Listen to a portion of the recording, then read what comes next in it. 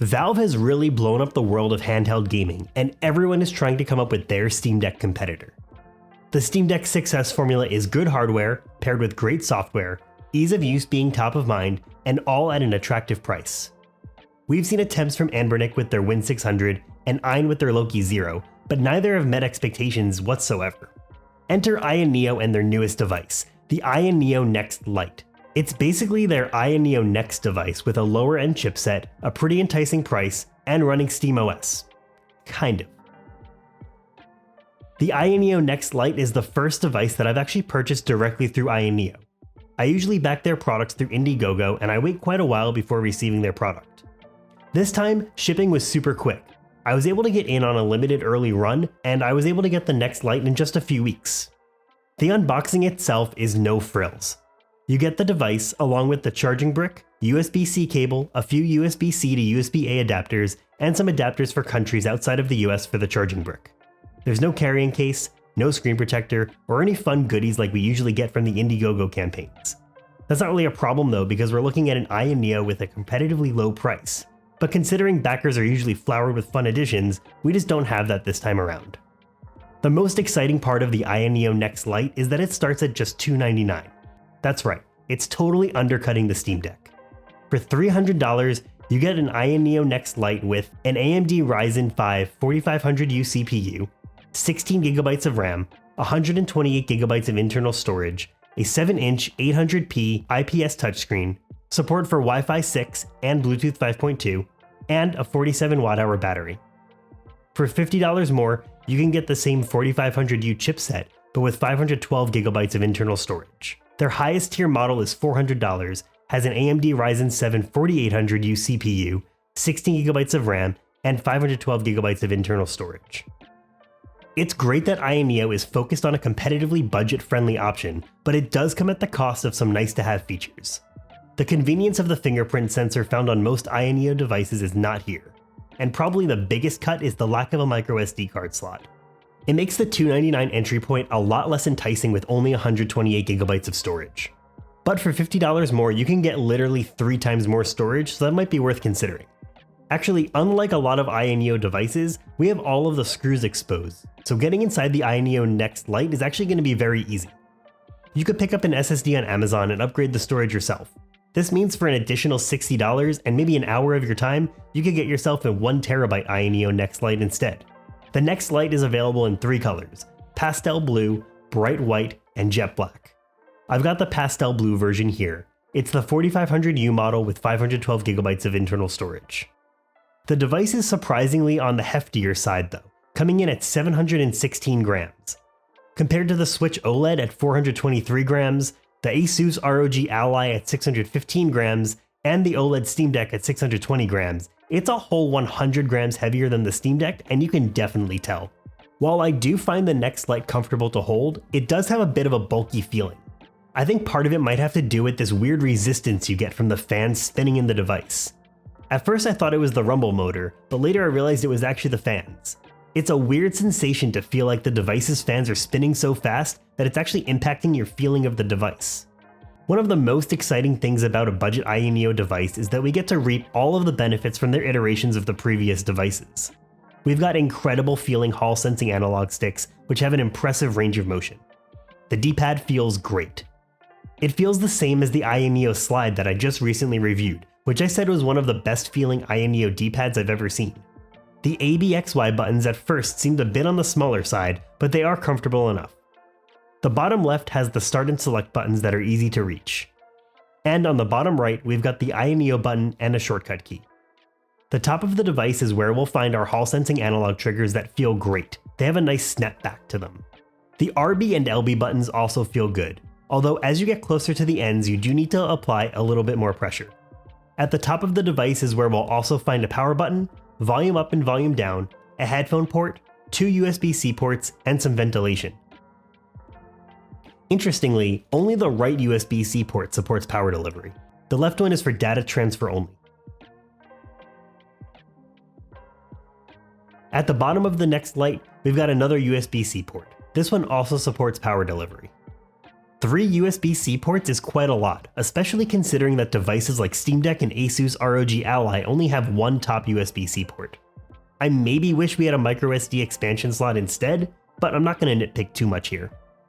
Even though the AYANEO Next Lite screen is only 800p, it's nice and bright, so there's no real complaints here. I actually don't even think that the lower resolution is a bad thing. With a lower end chipset, you can save some processing power by playing your games at only 800p resolution to get the most performance and not feel like you're leaving anything on the table. When AYANEO announced the Next Lite, they actually announced that it was going to ship with SteamOS pre-installed. This was quickly backtracked to actually saying that it was going to ship with HoloISO, which is pretty much SteamOS, just open source. This was then quickly followed up with a complete backtrack. AYANEO confirmed that the Next Lite would actually ship with Windows 11 pre-installed. AYANEO also confirmed that they would provide an image so that you can easily replace Windows with HoloISO for that Steam Deck-like experience. Well, that promise also unfortunately fell short as of this video. There is a download on the AYANEO site for HoloISO, along with some instructions, but it's pretty incomprehensible and straight up doesn't work. It seems like they provided us with a Clonezilla image, but it's unclear how to restore the image, and after doing some digging and asking around in Discord, it seems like the Clonezilla image is actually incomplete. I spent nearly 2 hours on Twitch trying to get it to work, but had no luck. You can just install the official distributions of HoloISO or even Chimera OS, but those distributions right now don't have full support for the AYANEO Next Lite. That includes features like the AYANEO button or TDP controls. Without those two key features, I don't really see a compelling reason to wipe the Windows install away, at least quite yet. It's a pretty big bummer though, since this seemed to be poised to be a true Steam Deck competitor, running as close to SteamOS as we can possibly get out of the box. The AYANEO Next Lite just started shipping on February 25th, so there is still time for AYANEO to release a fixed HoloISO image and better instructions. But for now, and for this review, we won't be looking at the AYANEO Next Lite with Linux. If that is something that you're interested in though, let me know in the comments. The AYANEO Next Lite does come with Windows 11 pre-installed and activated. So Windows is Windows, and I know I'm a broken record at this point when I look at any handheld PC, but we just desperately need Microsoft to release a gaming-focused edition of Windows 11. Maybe one day.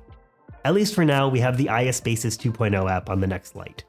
It's got a bit of jank to it, and I do talk about that a little bit more in depth in my AYANEO slide review, but at a high level, it's a super snappy launcher that boots up fast, has some key features, and makes it stand out from launchers from even the big brands like Asus and Lenovo. Features like automatically populating games from many different launchers, and a quick menu flyout that's very refined and totally unmatched by the competition, at least in my opinion. From limiting your frame rate for better battery life to the auto TDP mode, there's a lot that you can customize and change here on the fly to fit your gaming experience. I was really surprised to find that the max TDP of the Next Lite is actually 32 watts. I was expecting it to cap out around 15 or 20 watts, since it is a lower end chipset, but 32 watts could really help us get some good gaming performance. Cyberpunk 2077's benchmark test using low settings and setting AMD FSR 2.1 to auto didn't quite hit a stable 30 frames per second in the benchmarks. If we change the FSR to performance, the benchmark does a lot better and averages about 35 FPS.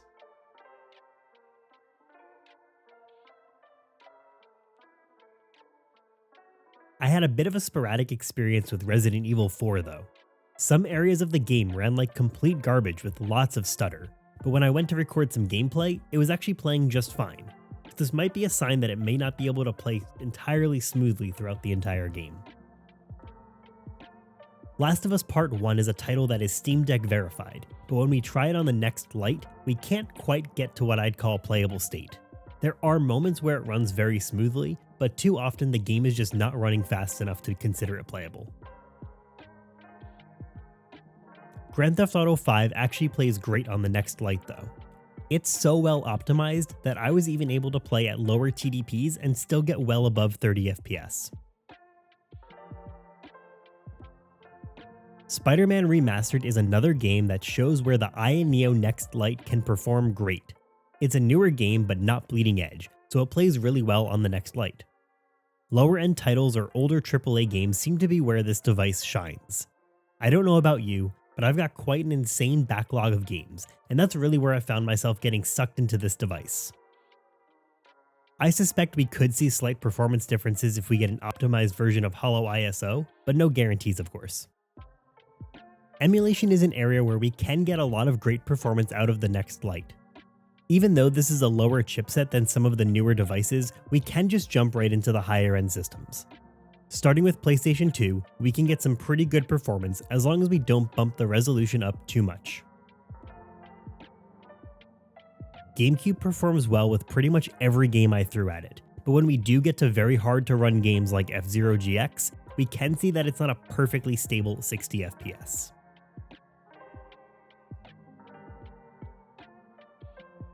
Breath of the Wild on Wii U runs great once you enable the FPS++ enhancement and lock it to 30 frames per second. We can even have it run in 16:10 mode to remove the letterboxing on the next Lite. PlayStation 3 and Xbox 360 on the other hand are just not within the reach of the next Lite. Little Big Planet hovered between 3 and 10 FPS. Red Dead Redemption for Xbox 360 also played at a very low frame rate, somewhere between 7 and 15 FPS.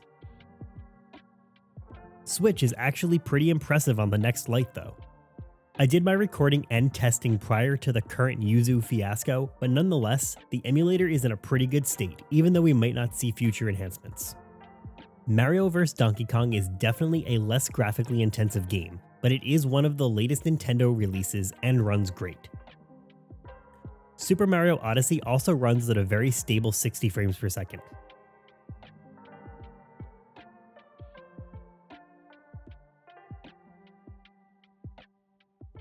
AYANEO Next Lite is finally a market disruptor worth talking about.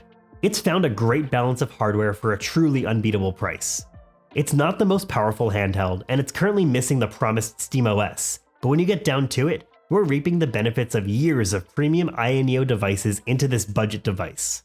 We've got Hall-sensing analog triggers, Hall-sensing analog sticks, we've got a great D-pad, and an impressive number of USB-C ports. The next Lite can definitely hold its weight when it comes to PC gaming, and the emulation performance is also well above its weight class. AYANEO did clearly cut some corners on things to drive down the price, so there are some nice to haves that we, well, just don't have. But we've got an impressive amount of power given the $300 starting price for the AYANEO Next Lite. I hope that we get to see the Holo ISO optimized build. It's also possible that the Chimera OS team will be able to add in Next Lite support. A SteamOS Linux experience could make this device even more appealing. But what do you think? Is the price to performance ratio a good balance for you? Are you considering picking up the AYANEO Next Lite? Are you maybe waiting for official Linux support? Let me know your thoughts down in the comments. If you like to hang out and tinker with devices, give me a follow on Twitch. Make sure you're subscribed so you don't miss future videos, and thanks for watching. For me, I'm gonna get back to some Mario vs. Donkey Kong.